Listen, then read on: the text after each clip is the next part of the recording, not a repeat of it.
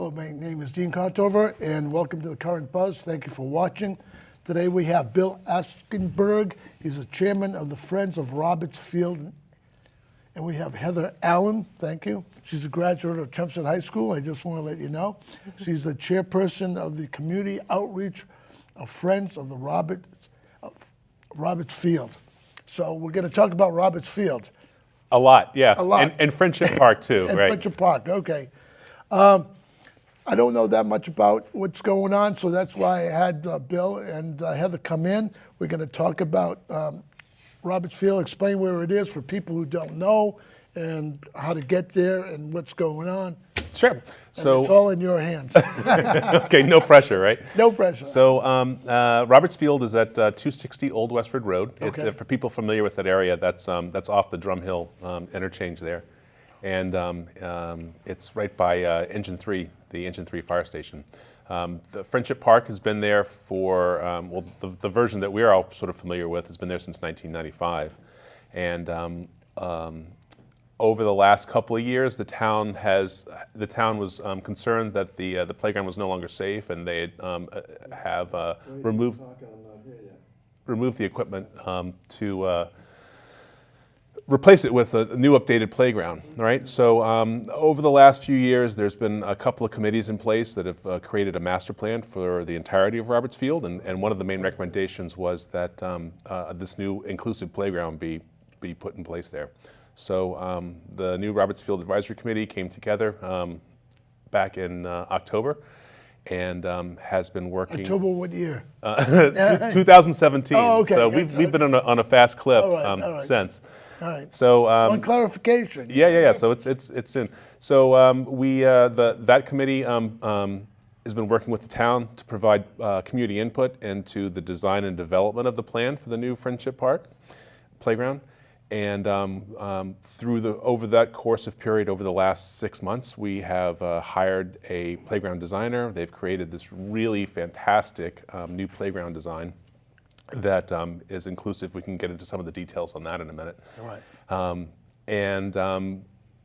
Also, in addition to that, the Friends of Roberts Field, which was a volunteer organization, primarily started in 2013 to pretty much take care of the natural areas of the park. Right. We reorganized that group into a full nonprofit group. So we have a 501c3 status now there, and so now we're able to fundraise for the park. Good. And Heather Allen is on the board of that group as well. So that's kind of where we are. We are working together with the town to open up the playground. The playground grand opening date is June 2018, so we're a few months away from a grand opening. Invited? We'll see what we can do. It's kind of an exclusive list, but I feel pretty good I can get you on the list. Okay, good. VIP? Yeah, we'll find you a sash, right? Yeah.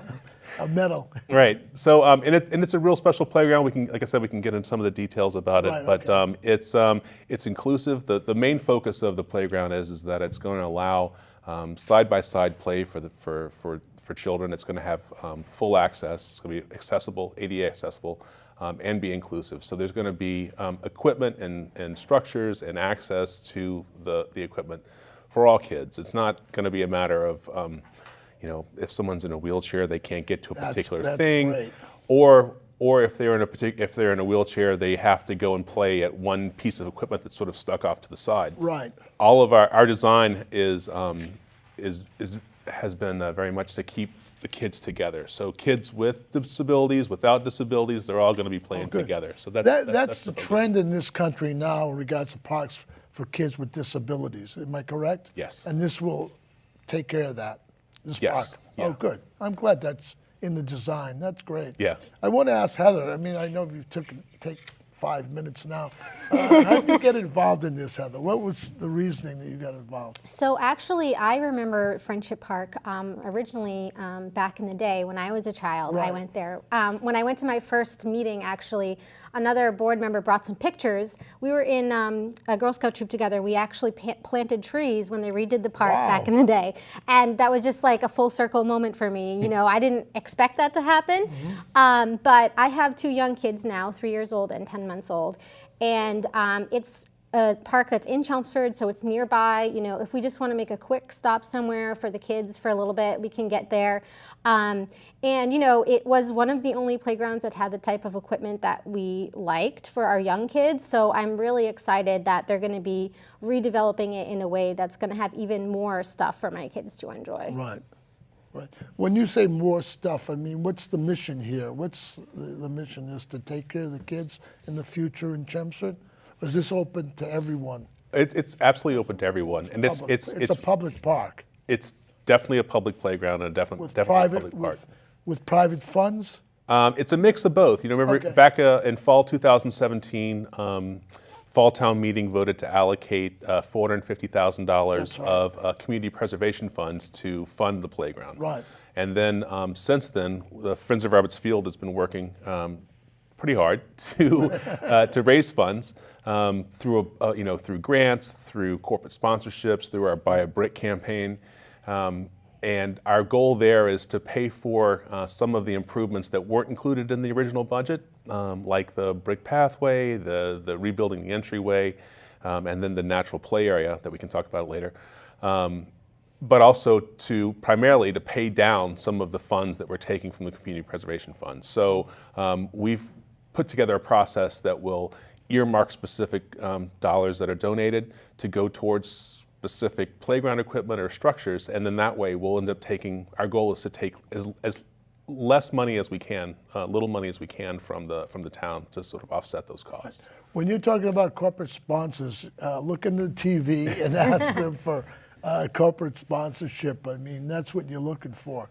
And you're not looking for a lot of money, but you know, $100 here, $1,000 there, I mean, would be helpful. Well, we have a pretty wide variety of sponsorship and volunteer opportunities. So we've got opportunities that start with you know, $5 and $10 donations at a GoFundMe page, right? Which make a difference because those go directly Yeah. to the equipment as well. Yeah. You know, to a $50 and $100 engraved brick that allows the community to put their names on the playground, which is an important thing to a lot of people.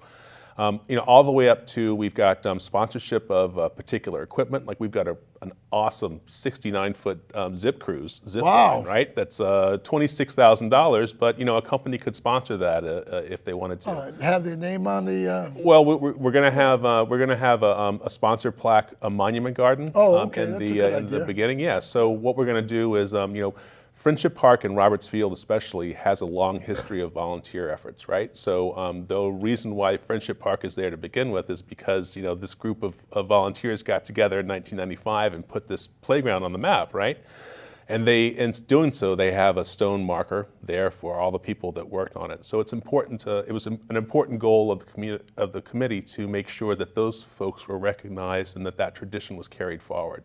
So our sponsor plaque is going to be very similar to what they put in place back in '95, and it'll be right in the entryway sign. So we have two, I'll call them corporate sponsors, but it's open to the public and to service organizations too. But we've got the equipment sponsors, and then we also have premier sponsors, and we have levels within those premier sponsors that include platinum, gold, silver, and bronze.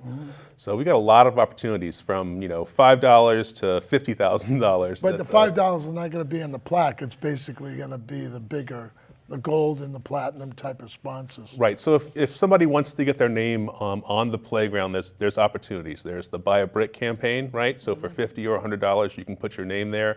And then our premier sponsors are going to actually be on the sponsor plaque, and that's going to be either the premier sponsor or the equipment sponsors. So that's where those names are going to appear. Right.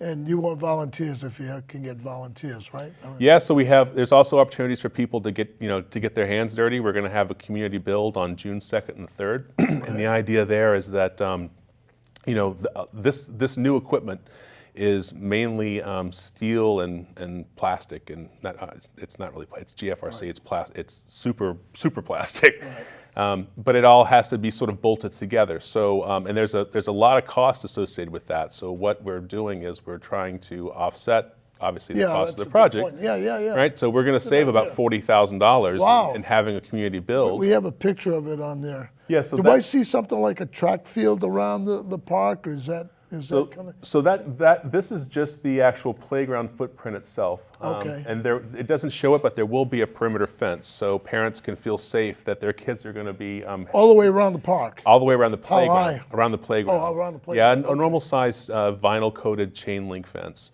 It'll have 3 openings. There'll be one where the existing brick pathway is, and that's going to stay in place. There'll be another one down there, and there's 2 others down on the bottom. Our main entryway is going to be where that little box is, which is going to end up being our covered bridge entryway. If you remember back, the Friendship Park, there was an Eagle Scout project that built the covered bridge entryway in '95. We weren't able to save that during demolition, but we've got a builder that's volunteered and who is going to donate the labor to rebuild it. And he's got a design that's going to be even better than the last one, that's going to be all timber and post-construction. So we're real excited about that. And then right off of that, we're going to have the new entryway sign, then the monument garden. So it's going to be a special entry, we think, you know. But going back to that plan, one of the goals, we had quite a few goals, but one of the goals was to sort of decentralize the playground. If you remember the old Friendship Playground, everything was sort of stuck in the middle. And That's it was correct. this big monolithic kind of wooden structure, right? And you couldn't see from like one side to the other, so if a kid got on the other side, Right. you know, you Good hope, point. you know. So what we tried to do was create this park within a park setting, right? And that's why you see that we've got the different 2 to 5-year-old and 5 to 12-year-old areas sort of off on satellite I see. sides, and then the swings are in the back, and then the zip line is that structure that's closest to the left-hand side. To be able to offer the inclusivity and the accessibility, most of the playgrounds that are billed as inclusive playgrounds are pretty much just a big sheet of poured-in-place rubber, right? And it's a great thing to have for accessibility, to give people the ability to get up to stuff, but the problem with it is that from a maintenance standpoint, the poured-in-place degrades and needs to be replaced within 7 to 10 years. And the stuff is so expensive. I mean, it's like a $100,000 ticket if you want to do all of that. So what the goal was with this design was to try to use pathways, concrete pathways, brick pathways, to get people and kids to the equipment, and then put patches of poured in place that would allow the access right up to the equipment and to get it. Being in construction, and if you have a brick pathway, I know they heave. And if you go to Beacon Hill in Boston, you'll see bricks heaving. Usually what they do now is they set a thing in concrete, and then they put the bricks in so there won't be any heaving in the brick. So I don't know if you have that in your design or talk to anybody or engineer about that. Well, but that's a suggestion. I mean, yeah, the Department of Public Works is the ones who are actually going to be doing the construction on this, and they're going to start doing the site work in May. But okay. yeah, I've got full confidence that they know what they're doing. They've done all these types of things before. They haven't done a community build project before, but you know, we're working together with them to try to make sure that we cover off on all the bases. let me ask Heather a few questions. Because you can talk forever, right? I mean, Heather, did you have any input on this thing at all? Or I mean, when you were on the committee, or? So I am on the Friends of Roberts Field. Yeah. I'm not on the Roberts Field Advisory Committee, so Oh, I wasn't okay. involved in that process, but I am involved now in the process of getting the community aware of what's going on Okay, there good. and helping with sponsorships and raising funds. Okay. If you had to say something to the camera, what would you say to the camera in regards to the future of Roberts Field? Well, I think that the new playground that's going in at Roberts Field is amazing because it's up to date. It's going to be accessible and inclusive, as Bill was mentioning. It's a type of playground that moms like me are searching for. You know, we're constantly going to Billerica or surrounding towns to find playgrounds that are like this one, that have the all the newer equipment that's safe for kids, and you know, it's really what, like I said, what moms like me are out looking for when we're looking for a place to bring our Right. kids. I'm super, super excited about the plan and the equipment that's going in there. I'm super excited about it because I think it's going to be one of the best parks in the Merrimack Valley, to be honest I with agree. you. I agree. Parking. Is there going to be enough Yeah, parking? on- yeah. on So cars? there is a very large parking lot at Right. Roberts Field currently. So all the parking that was there, it's never had an issue in the past Right. being overcrowded. So I think that it's going to be. Was it paved? Is it paved? Yeah, it's a paved parking lot, and there's a brick pathway that goes up to the entrance of the playground. Oh, okay, good. My suggestion is that so the mothers could, somebody could watch the kids and they could jog around the park and have a jogging track or something like that. I mean, Well, there is a lot of grassy area that's going to be kind of, you know, how we have the park within the park and it's kind of open in the middle. Right. So there will be some areas in the middle of the park for kids to, you know, throw a ball or whatnot. And Frisbee? Then, yeah, maybe frisbee. I don't know. It might be a little crowded for that. You might want to head over. Oh, is that right? Yeah. You might want to head over to the playing fields at Roberts Fields for that. But there's definitely going to be room for kids to run around and get a lot of energy out for sure. yeah, that's the whole That's the thing key, about it. right? Yeah. Get the energy yeah, out. The energy, yeah, exactly. One of the things we're going to do is we're actually going to add in a natural play area for the playground as well. It's going to be in the green area that's adjacent to the shade structure that's in the center of the Yeah, that's what I want to talk to you about, the shade, because usually in the hot summer day, you're out there. You going to have any pop-up showers or anything like that? Any water? Yeah, no water. That was one of the things that the master plan committee looked at was the possibility of doing some sort of a water park thing there, and just from the use, the time that it would actually be available to use, and then the cost of the maintenance, it just wasn't something that was that would work. But shade was a huge deal with parents, and we did a lot of surveys with in the community trying to find out what people wanted to see, and shade was definitely at the top. So one of the things that we're doing is we're maintaining and going to try to improve the trees that are there in place. We're going to So the ones that you planted? Is Yeah. that the one? yeah. We're going to lose one. We lost one over the winter as a Bradford pear that just sort of exploded because of the snow. And they tend to do that. So that guy's going to be gone, but we still have 4 others that are still there in place. And we're going to, as we get everything set in, we'll probably try to add more as well. We also added a 16 by 20 shade structure that's in the center of the park that'll good. have picnic tables that'll be accessible tables. Oh, good. With the pathway going up to it. So we have that. Then we're going to also be adding back and refurbishing the old picnic tables that were there, as well as some of the benches as well too. Any bathrooms? The bathrooms, right now the bathroom, we are using porta potties, and that's over on right now the bathroom is located over by Engine 3, closer to the fire station. We're going to move that structure over to closer to the playground and create sort of a shade structure there for it that would, and then put a bench so that parents can change diapers or kind of hang out while a child's in there. So there'd be one portable potty, is that at all times? The plan is to have 2, one handicap-sized accessible Okay, one, got it. and then one regular point, one. yeah. Right, and the master plan committee did a lot of So searching something? yeah, a lot. Well, because there was a lot of demand. There was a lot of talk about wanting to put a structure in place Structure, yeah. that actually Plumbing. had with plumbing, right? But when we got into it and looked at, well, you're going to have to staff this, and you're going to have to worry and heat it in the winter, and somebody's going to have to open and close it. I mean, it was just we're talking a lot of money to get that staff versus $50 a month for a porta potty. Is that what it costs? Yeah, roughly. So and the maintenance is they come out and take it away and then Right, put a new that's- one in if it gets disgusting. So,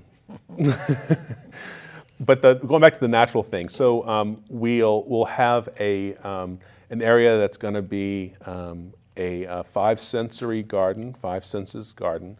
We'll have a central garden with some sort of a kinetic wind metal sculpture in the middle that we're looking for volunteers to help build. And then we'll have these kind of interesting pathways that all intersect through this area. So that'll be one part with some natural stone seating. We'll have a sensory path where we'll have stamps of animal prints in the concrete, so kids can kind of get this, get a feel for the types of animal prints they might find here locally. And then we'll have another open green space that kids can, kind of a meadow where kids can run and play tag and stuff. So we've tried to kind of meld. This isn't going to be like that shiny new penny kind of a ultra futuristic kind of playground. What we tried to do is to make this kind of a very natural, low key kind of sensory friendly environment. I think we're getting there. So Yeah, that's good. Once the ribbons are cut and the park is complete, who's going to take care of the maintenance after that? That's a good question, right? that is a good question. Yeah. So one of the charges that the Roberts Field Advisory Committee has is to create a detailed maintenance plan that's going to include not only the equipment, but the structures and the wood fiber and all those things that need to be done. Identify the things that need to be done, and then identify the schedule that's going to have them done. So for instance, like the wood fiber, there's a lot of wood fiber in this plan, and wood fiber is ADA accessible if it's maintained regularly so that the ruts and things that come in don't create problems for the wheelchairs to pass through. So the DPW is already committed to maintaining that on a regular basis, weekly, if not bi-weekly. So those are the types of things that we're going to include in the maintenance plan, so the public will know who's doing what and how. The ecosystem, right? In regards to the rain and the snow, how is that? Did you take that into consideration? The runoff, in other words, so it won't pool in the middle of the field, the rain. I mean, is that taken into consideration? So the really the master plan itself is definitely going to do that, and there's going to be different stages of improvements for the master plan. So the baseball fields and lacrosse fields are going to be addressed phase 2. So that'll probably be in the next year or two. About my cricket field I've been asking you about for years, Bill. When are we going to get that cricket field? We tried our hardest to make the cricket field work. Unfortunately, the cricket field is such a big thing that it literally took up both baseball fields and the lacrosse field, so we just couldn't fit it. But those guys, Next time. Well, those guys are going to work with Steve and the DPW and try and find a spot for it. So I think there's a better place. It was just too big for the park. Okay. And it would have been a lovely part of the park because that's a real family sport, and Right. you know there's things that go on there, but we just couldn't make it work. Yeah, definitely. Heather, we got to have about a minute, and I haven't talked to you that much. That's okay. Tell us real quick about the bricks and so forth. I mean, Sure, yeah. So there was an existing pathway that was put in the last time the park was redone, and it has family names, and people were able to purchase them back then. Those will remain, and we're now fundraising for additional bricks for a new pathway to be put in on the other or inside the park, hopefully, so that people can now purchase by going to our website, robertsfield.org/buy-a-brick or robertsfield.org/donate. So we're looking for people in the community to leave their mark on Friendship Park and buy a brick. especially if they graduated from Chelmsford High School. Yeah, my brick is going to be there. Yeah, Chelmsford High School graduate year 2018. And my So- kids' names will be there because my parents are buying bricks for them as Oh, well. that's so. really nice. That's really. Kids With the love to date- go- With the date of birth, no, don't put the date Don't of think birth. so. No, don't put the date of birth. Just put the year they were born. Yeah, we're gonna have to wrap it up. Anything real quick? Well, the Buy a Brick campaign is going to run through. We were going to originally run it through April 30th, but we're going to run it through May 6th now. Okay. So if anybody wants to buy a